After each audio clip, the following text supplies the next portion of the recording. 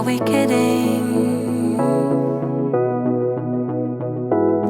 We can't pretend that.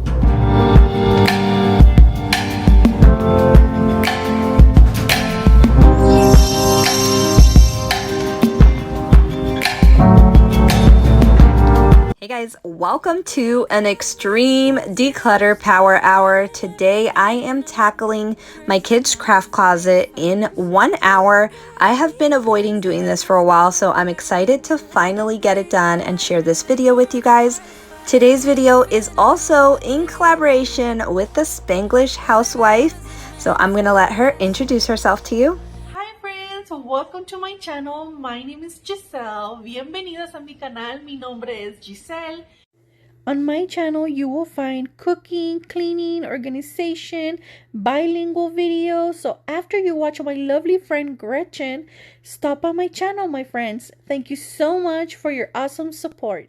I am so thrilled to be collaborating with Giselle, and I hope that when you're finished watching my video that you'll head on over to her channel. Check out her video. I'll leave her link in the description box below. And if you're coming over from her channel, thank you so much for being here. I hope you enjoyed today's video and you'll consider becoming a part of my YouTube community. So as you can see, I am taking everything out because this closet has gotten just a little too chaotic for me, and I really needed to go through everything and find coloring books that were no longer good, or markers that no longer worked, or Play-Doh that was dried up. It was just a little bit of everything. The last time that I went through this closet was at the start of the pandemic, when I had to get creative with finding activities for the kids to do, and I came up with these activity bins that we had not touched since we went back to work and school and just kind of starting our little bit of normalness in our home again. So those activity bins were taking up a lot of space. They were not being touched anymore. And I just really needed to get in there and just get everything out and comb through everything.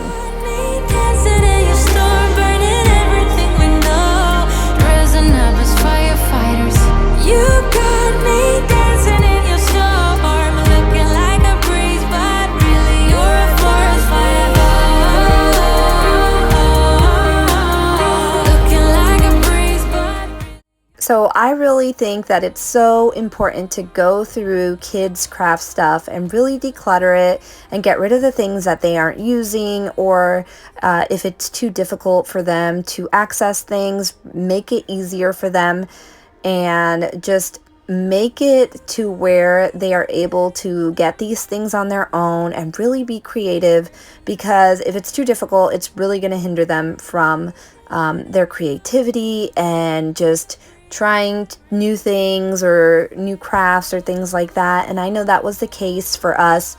The kids had not really been in this closet because it was so messy and they couldn't find anything. So I found that my daughter was not drawing as much, and she was just kind of like avoiding it because I had most of the stuff just sitting next to the closet. I couldn't even put anything else in the closet, so I just had it piled up next to it because it had gotten so bad, and that's so difficult to go through, and it just makes it impossible to really use what you have.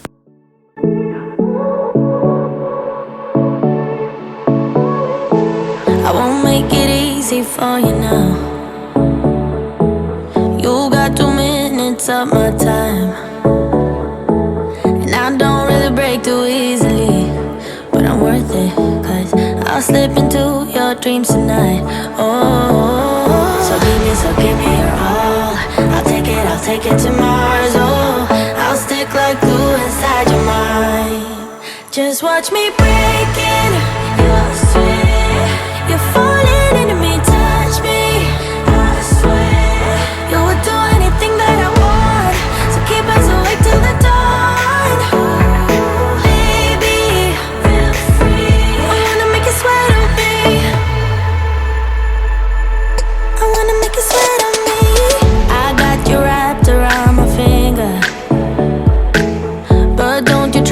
Caught me tomorrow.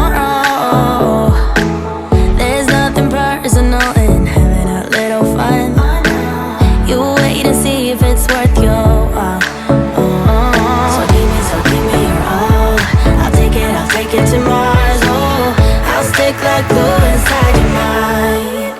Just watch me break it. You're sweet. You're falling into me, touch me. I swear you would do anything that I want. So keep us awake till the dawn. Baby, feel free. I wanna make you sweat on me.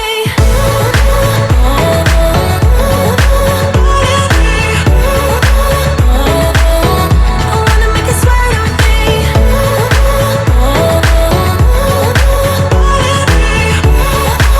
Feel free. I wanna make you sweat on me. Just take a hint, you got a free pass. Oh, try to hide it, but you had me from the get-go.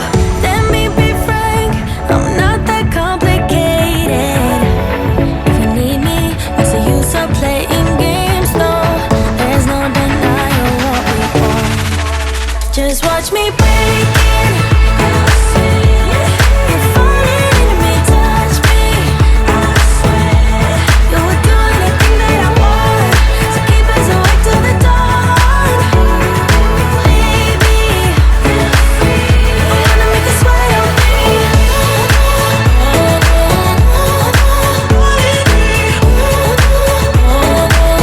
I wanna make you sweat on me.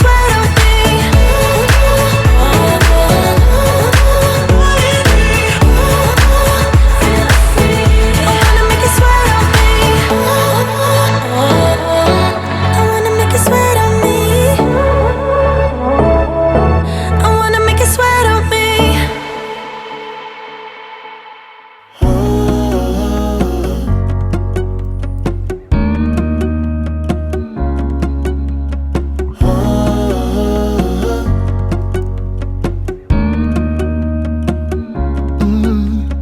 I'm looking up from my window.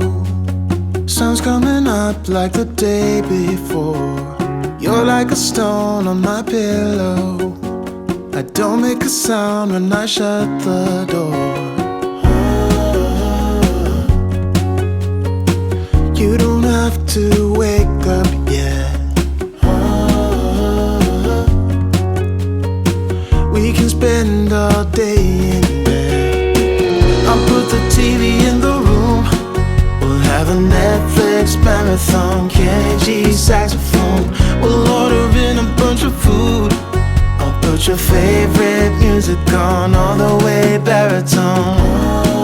Yeah. Shut the lights, go infrared.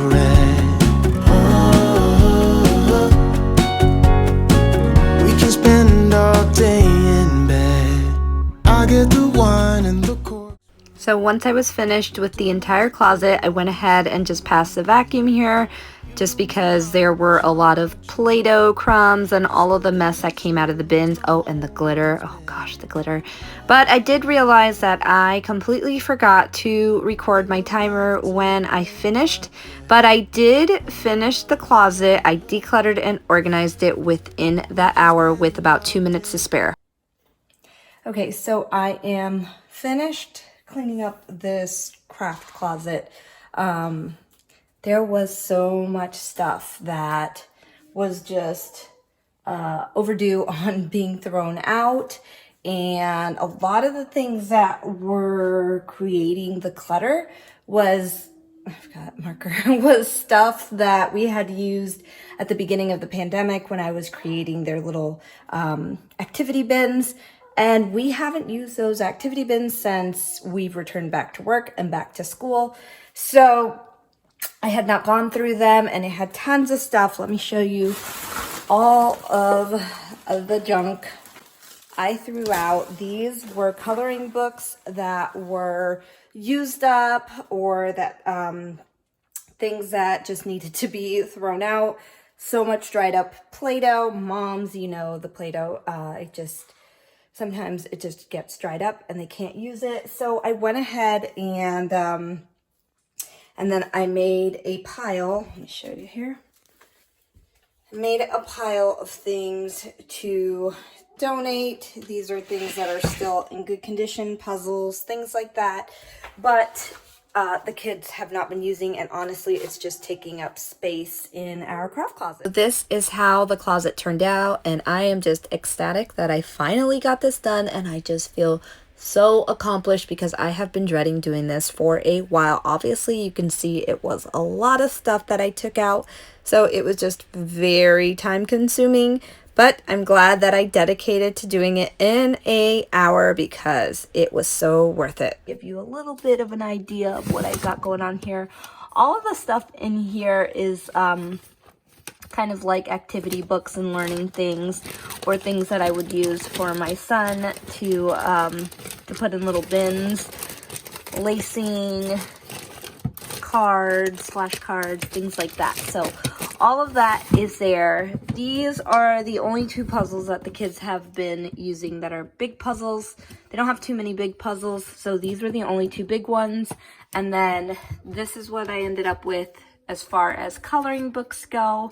I went through a bunch of them and got rid of so many that had just been completely drawn in or torn apart, and then some that I donated. Here I have, I couldn't find the lid to this, but here I've got this bag. This little pencil bag here has my daughter's gel pens. In here are markers, and in this one are crayons and color pencils. So that way it is easy for them to access, and if they're gonna color, they can access their crayons and their gel pens or markers. Over here, I decluttered, I really need to get labels for these. I decluttered their puzzles, the little puzzles that they have. This was jam-packed with puzzles that they have not used in years, so I took them out for donation. Here are Play-Doh pieces. This is what was left of the Play-Doh. The other stuff was dried up. Some more Play-Doh pieces. Obviously, you can see it's starting to pop up. I need a better solution for Play-Doh stuff because they do use these, and this does not fit in these bins. So, but it does keep it pretty contained. Everything in here is craft stuff. There's markers. Not markers. These are like the invisible markers that only draws on that specific paper. So all the booklets that they had, they used, but I do want to keep the markers because they're in really good shape, and I know that the kids usually get new books.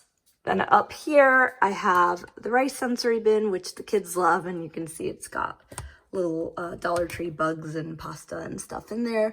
The kinetic sand is here. We keep this box because they like to transfer the kinetic sand into here. And then my daughter's slime kit, it has all her slime in it except for this one that doesn't fit. She had this in her room, and we had an accident. She got it on her carpet, so I told her I would make a spot for her to keep it here. And then this is her science activity color chemistry set that she still has quite a few activities. Sorry, I have to flip it over because that's gonna drive me nuts. She has quite a few activities that she can still get out of it. So although this doesn't really fit well here, this is kind of just sensory stuff that I do not want within their reach. So as you can see, everything that they are able to reach is down here. And then the things that I don't really want them to grab by themselves are up here.